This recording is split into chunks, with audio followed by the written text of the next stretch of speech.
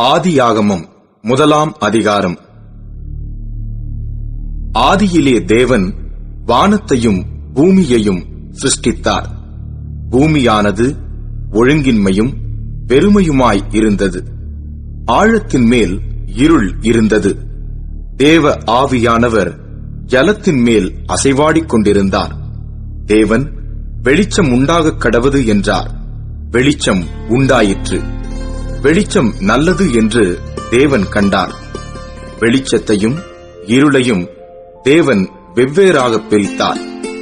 தேவன் வெளிச்சத்துக்கு பகல் என்று பெயரிட்டார், இருளுக்கு இரவு என்று பெயரிட்டார்.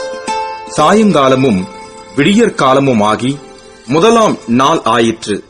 பின்பு தேவன் ஜலத்தின் மத்தியில் ஆகாய விரிவு உண்டாகக் கடவது என்றும், அது ஜலத்தினின்று ஜலத்தை பிரிக்க கடவது என்றும் சொன்னார். தேவன் ஆகாய விரிவை உண்டு பண்ணி ஆகாய விரிவுக்கு கீழே இருக்கிற ஜலத்திற்கும் ஆகாய விரிவுக்கு மேலே இருக்கிற ஜலத்திற்கும் பிரிவுண்டாக்கினார். அது அப்படியே ஆயிற்று. தேவன் ஆகாய விரிவுக்கு வானம் என்று பெயரிட்டார். சாயங்காலமும் விடியற்காலமுமாகி இரண்டாம் நாள் ஆயிற்று. பின்பு தேவன் வானத்தின் கீழே இருக்கிற ஜலம் ஓரிடத்தில் சேரவும் வெட்டாந்தரை காணப்படவும் கடவது என்றார். அது அப்படியே ஆயிற்று. தேவன் வெட்டாந்தரைக்கு பூமி என்றும் சேர்ந்த ஜலத்திற்கு சமுத்திரம் என்றும் பெயரிட்டார். தேவன் அது நல்லது என்று கண்டார். அப்பொழுது தேவன் பூமியானது புல்லையும் விதையை பிறப்பிக்கும் பூண்டுகளையும் பூமியின் மேல் தங்களில் தங்கள் விதையுடைய கனிகளை தங்கள் தங்கள் ஜாதியின்படியே கொடுக்கும் கனி விருட்சங்களையும் முளைப்பிக்க கடவது என்றார். அது அப்படியே ஆயிற்று. பூமியானது புல்லையும் தங்கள் தங்கள் ஜாதியின்படியே விதையை பிறப்பிக்கும் பூண்டுகளையும் தங்கள் தங்கள் ஜாதியின்படியே தங்களில் தங்கள் விதையுடைய கனிகளை கொடுக்கும் விருட்சங்களையும் முளைப்பித்தது. தேவன் அது நல்லது என்று கண்டார். சாயங்காலமும் விடியற்காலமுமாகி மூன்றாம் நாள் ஆயிற்று. பின்பு தேவன் பகலுக்கும் இரவுக்கும் வித்தியாசம் உண்டாகத்தக்கதாக வானம் என்கிற ஆகாய விரிவிலே சுடர்கள் உண்டாகக் கடவது. அவைகள் அடையாளங்களுக்காகவும் காலங்களையும் நாட்களையும் வருஷங்களையும் குறிக்கிறதற்காகவும் இருக்க கடவது என்றார். அவைகள் பூமியின் மேல் பிரகாசிக்கும்படிக்கு வானம் என்கிற ஆகாய விரிவிலே சுடர்களாயிருக்க கடவது என்றார். அது அப்படியே ஆயிற்று. தேவன் பகலை ஆள பெரிய சுடரும் இரவை ஆளச் சிறிய சுடரும் ஆகிய இரண்டு மகத்தான சுடர்களையும் நட்சத்திரங்களையும் உண்டாக்கினார்.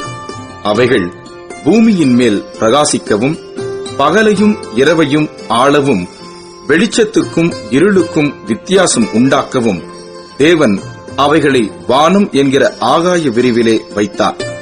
தேவன் அது நல்லது என்று கண்டார்.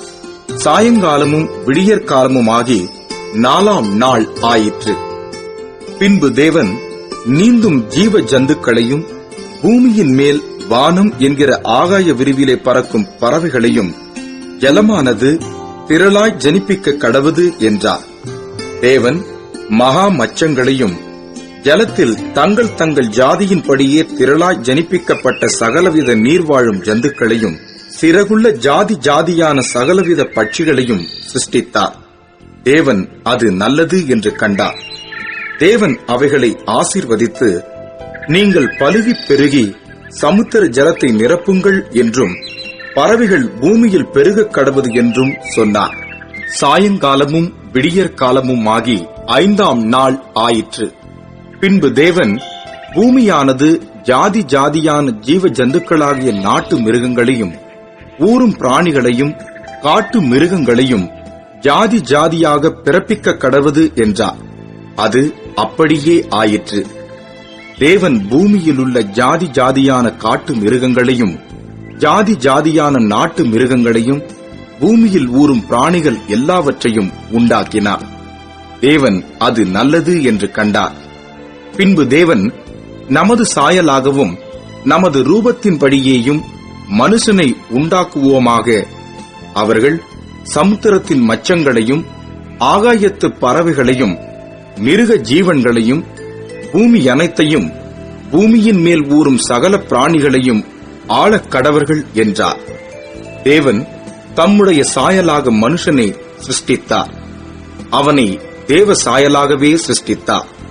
ஆணும் பெண்ணுமாக அவர்களை சிருஷ்டித்தார்.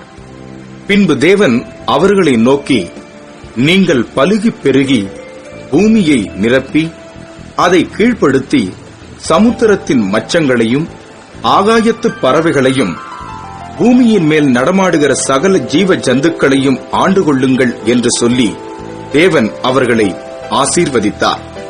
பின்னும் தேவன், இதோ பூமியின் மேல் எங்கும் விதைத்தரும் சகலவித பூண்டுகளையும் விதைத்தரும் கனி மரங்களாகிய சகலவித விருட்சங்களையும் உங்களுக்கு கொடுத்தேன். அவைகள் உங்களுக்கு ஆகாரமாயிருக்க கடவது. பூமியிலுள்ள சகல மிருக ஜீவன்களுக்கும் ஆகாயத்திலுள்ள சகல பறவைகளுக்கும் பூமியின் மேல் ஊறும் பிராணிகள் எல்லாவற்றிற்கும் பசுமையான சகல பூண்டுகளையும் ஆகாரமாக கொடுத்தேன் என்றார். அது அப்படியே ஆயிற்று. அப்பொழுது தேவன் தாம் உண்டாக்கின எல்லாவற்றையும் பார்த்தார். அது மிகவும் நன்றாயிருந்தது.